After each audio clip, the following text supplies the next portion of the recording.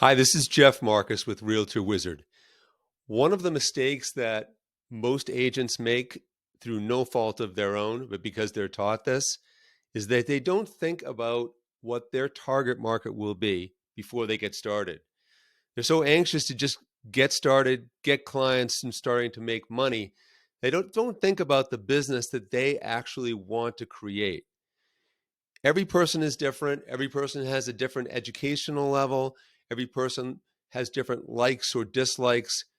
You want to think about the kind of clients that you want before you get started, and that way you can target those people.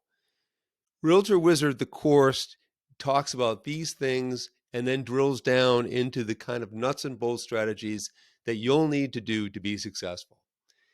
Take a look, realtorwizard.com. Have a good day.